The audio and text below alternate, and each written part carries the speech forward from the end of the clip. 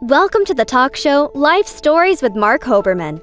The goal of this show is to provide a learning experience to people of all ages, with guests from various fields in academics, a wide range of industries, and insight into the many forms of art, athletics, and entertainment.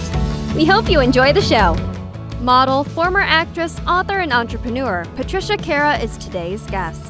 Patricia will talk about her years in the entertainment industry and her new book, which will help others achieve success in entertainment. Actress, model, entrepreneur Patricia Kara, welcome to Life Stories with Marc Hoberman.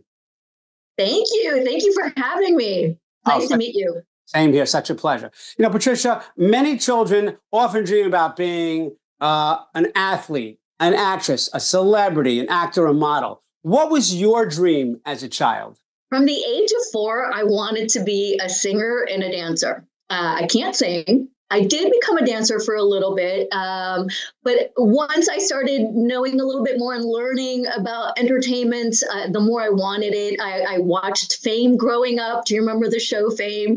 And I saw the actors dancing in the middle of the street and on top of cars, and I thought, I want to do that. So just one thing led to the next, and eventually ended up modeling. By 15, 16, I knew I wanted to start modeling. I just didn't know how. So I pulled out the yellow pages and started the search. Interesting. So I want to get back to that for a second. First of all, not only do I know the TV show Fame, I know the movie Fame. Yes. One of my favorites. Yeah, I think it's the TV thing, but you know, I'm old enough. I know a lot of movies.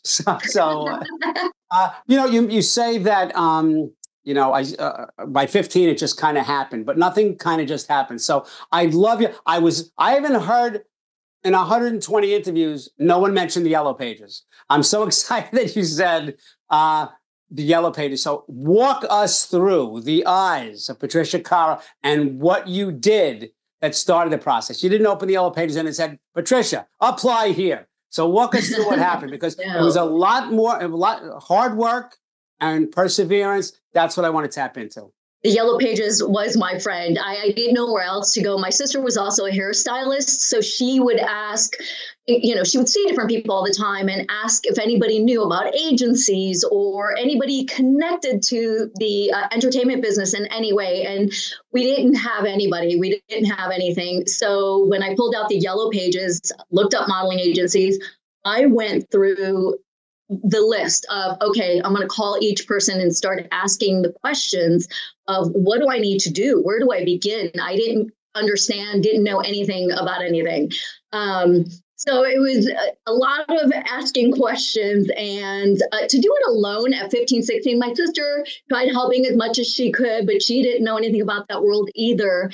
It was intimidating to even pick up the phone and call people to ask those questions, because I went through, like, who am I to call? And, I also, the fear of rejection, that was a big thing. Nobody wants to be rejected, but over time, I learned you get rejected a lot, and eventually you get a yes. So I kept hitting the pavement till I got those yeses, and that's when one thing led to another, auditions, jobs, moving out of state, going to different places, and experiencing and learning so much more. I learned quite a bit. Well, it's a great experience, but I want to give a little analogy here, because years ago, I got professional baseball players, I'm talking over 50 years ago, to autograph a baseball card. I'm telling you, I mailed it to the stadium. This is how it was done. And then it came back. Well, that doesn't happen anymore. So, with the yellow, like, I had a friend who was in a music group in the 70s called Gary's Gang. Gary Turney was the drummer and the lead. And, back in the day, you could get noticed in music. You're playing at a bar, and a producer comes in, with his wife or the girlfriend or what have you, and says, wow, they're great, and they sign you. Fast forward decades later, his son, Jason, great drummer, has a great band, even had them at my school. And now it's different. Now it's like, wow, you're great. When you have 1 million YouTube hits, come back, we'll sign you. So what changes have you seen? There's got to be massive changes in the modeling agency now compared to years ago when you started. Oh my gosh. Before everything was in person. Obviously now we have social media, but even with COVID happening, that changed everything, where auditions used to be in person. Now it's self-tape. So you don't have to necessarily be in the city where you want to book those jobs. Now you can be anywhere and travel to wherever it is that job is happening. It's just changed so much. And social media, that sometimes talent doesn't make a difference. Sometimes it's the numbers in on your social media platform. So that before it was about auditioning, now it's the audition plus how many followers do you have? What social media platforms are you on? That is plays a big role at this point, because it's instant PR for the company that's hiring you. So true. I mean, I wrote a memoir, and I had a couple of publishers approach me, and one of the questions was, how many books can you help us sell?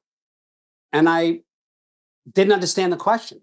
I said, I don't know. Isn't that your job? I don't understand the question. How many books can you help me sell? I wrote the book, and it's just different. Like, where are the eyeballs, and do schools see you? And it's just incredible. And, I've been lucky through the show and other things that I've done, and trainings I've done in schools and whatnot. I've been to LA for a couple of times. I did work at the Expo Center in Los Angeles, but I was able to come as a business. I was invited to speak at a roundtable at the Awards, the Hollywood African prestigious awards.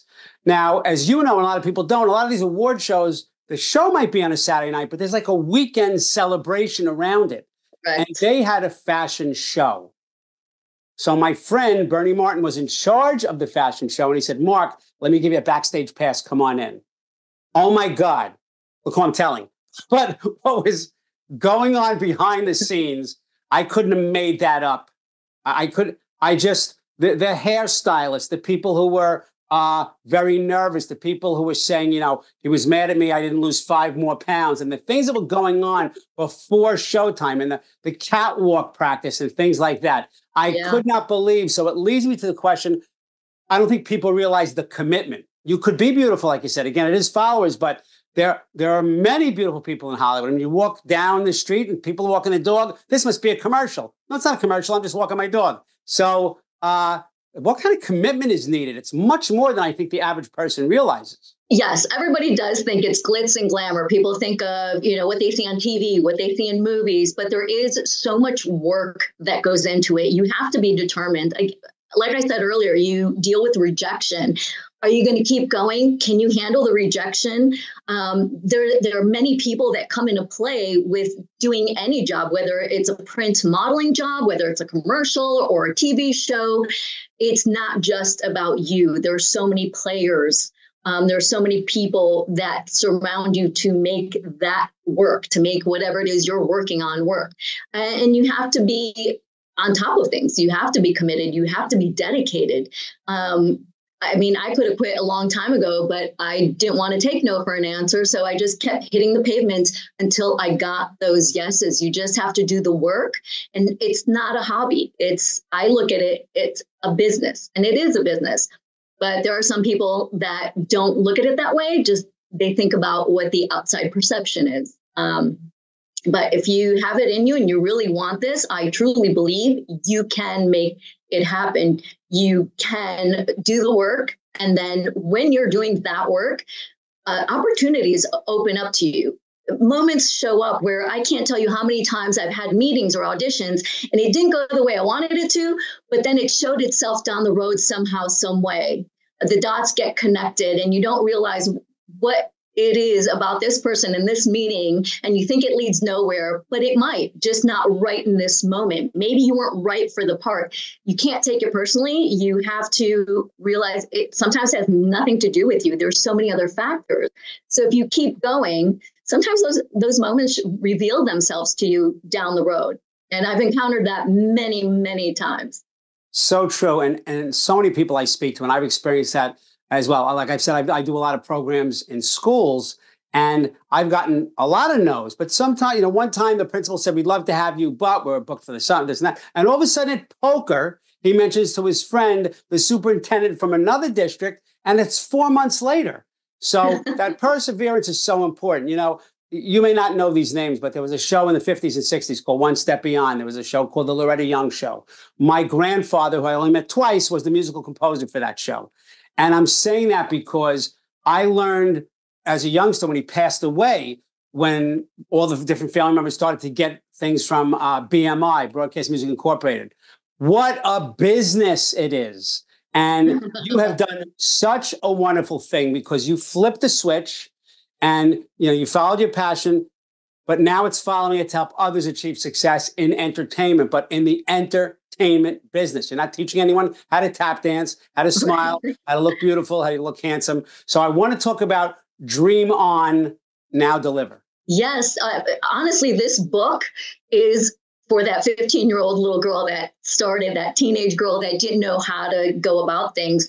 So along the way, as I was learning, I started out in Chicago, my hometown. I grew up there. I hit the pavement. Then I started working outside of Chicago, went internationally, worked. Then I moved to Florida, moved to New York, moved to LA, and I stayed a few years in each. And I kept learning things. And the more I would learn, the more I would give that information to somebody else that needed that information. I wasn't one to just hold it to myself.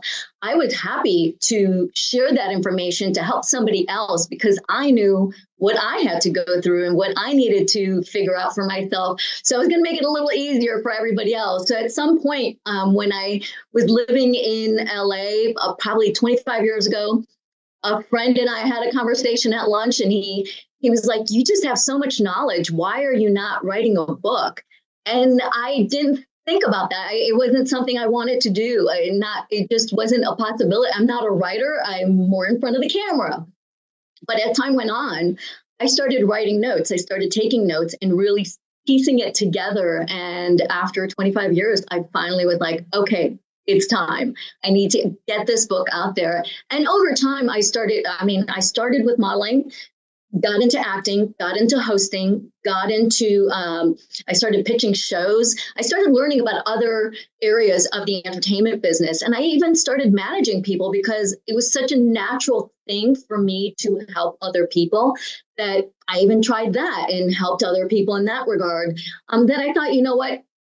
I've been asked too many times on what to do, where to go, that it's time for me to write the book. And once I was on Deal or No Deal, I had more people coming to me, how to figure it out. So it was just time. It was long overdue, and timing is everything. I finally put it all together, and it feels so good to get it out there, and hopefully it'll help somebody else.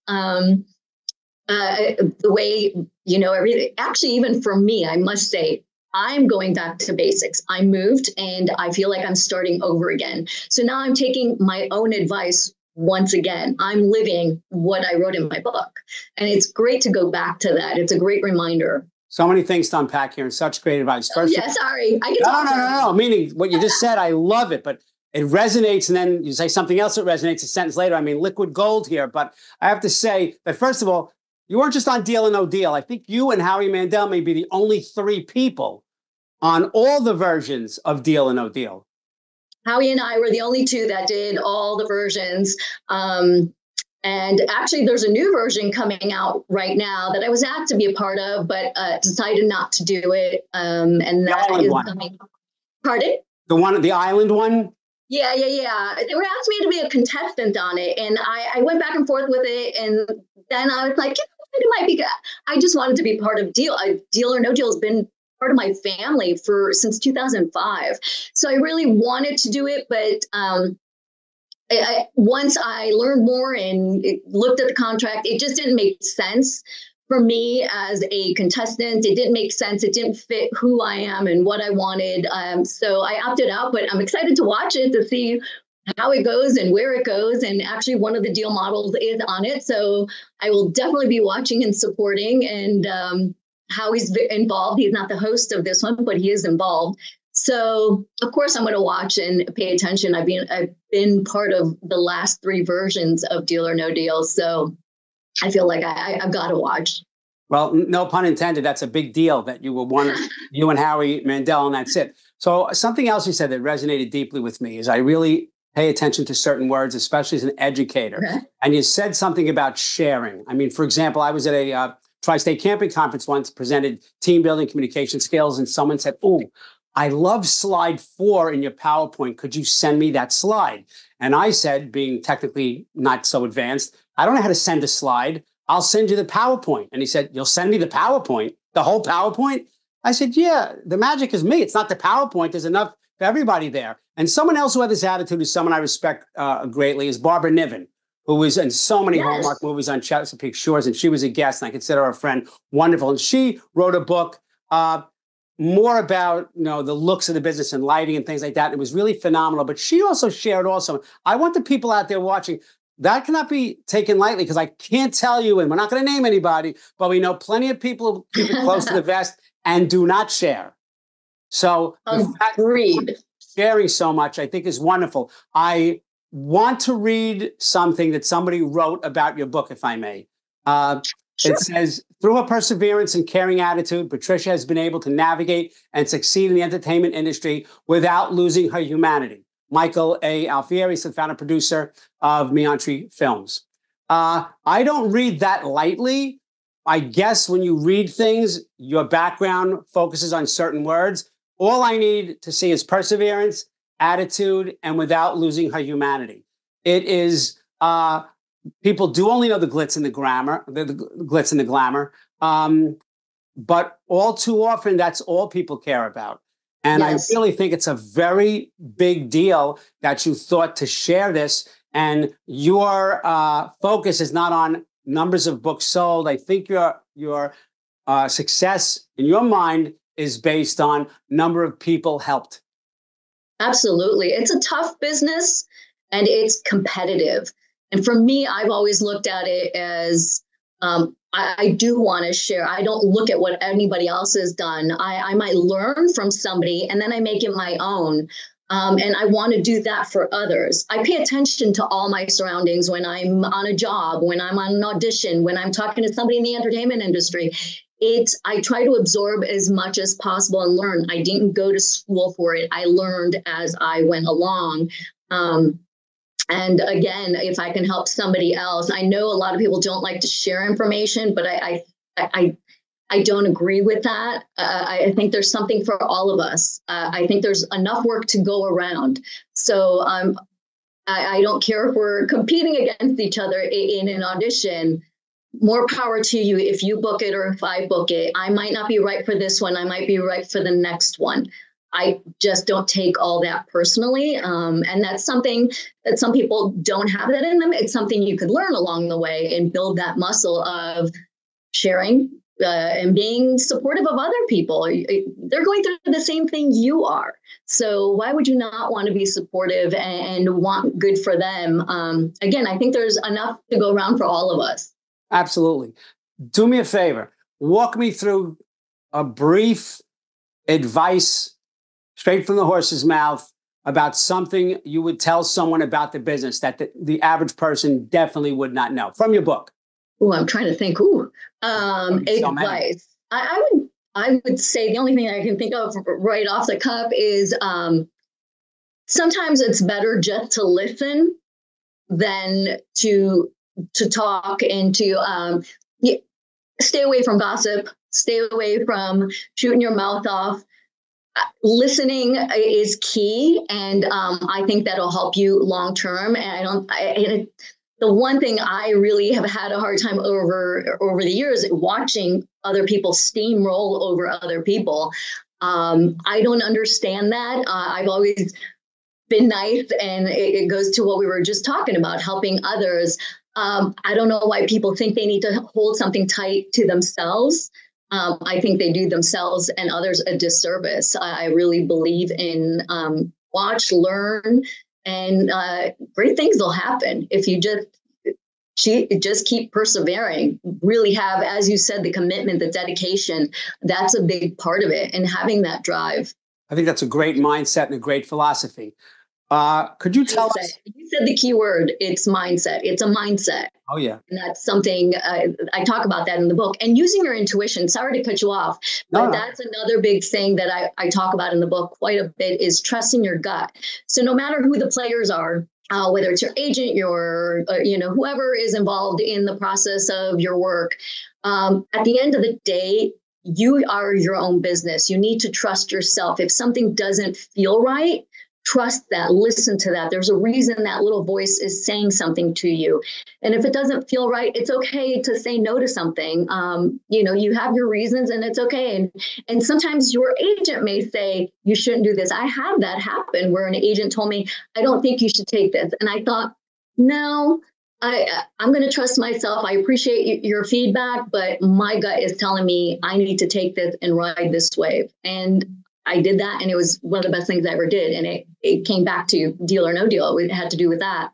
And that ended up being years of my life. And I'm so glad I listened to myself. Well, it's some people don't have the confidence to listen to their gut. And it's always worked for me and most people that I know. And if you make a mistake, and as long as you grow from it, that was a good mistake.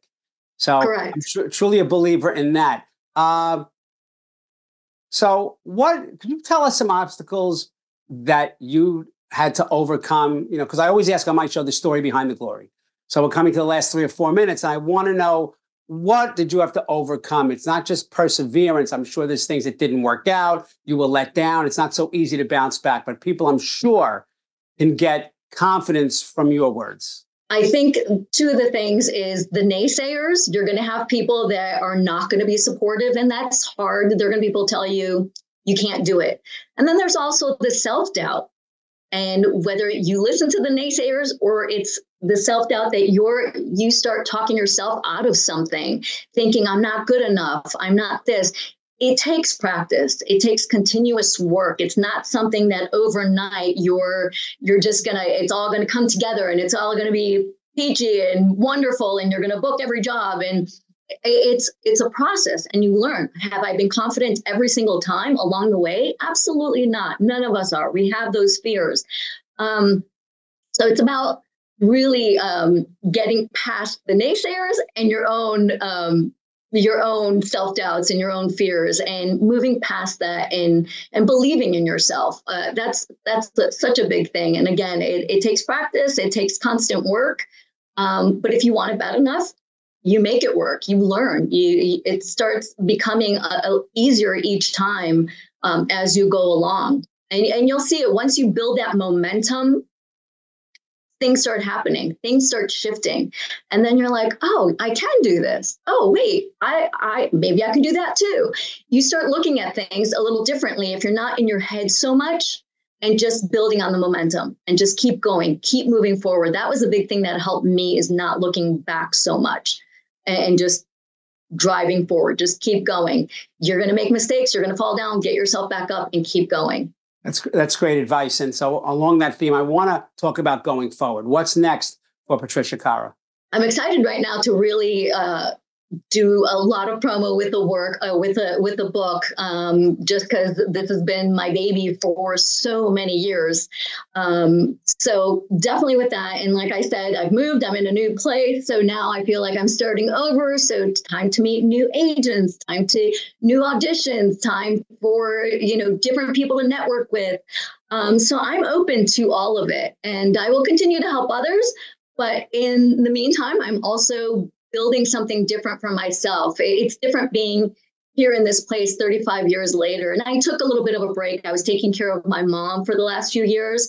And that's when I finally sat, while I was going through this rough time with my mom, I really focused on the book as much as I was focusing on her and navigating both. And so it's a lot to take in and a lot to be excited for. It's been a lot of work. So I'm excited to see. I love the unknown. I love not having any idea what comes next. So I'm open to all the opportunities.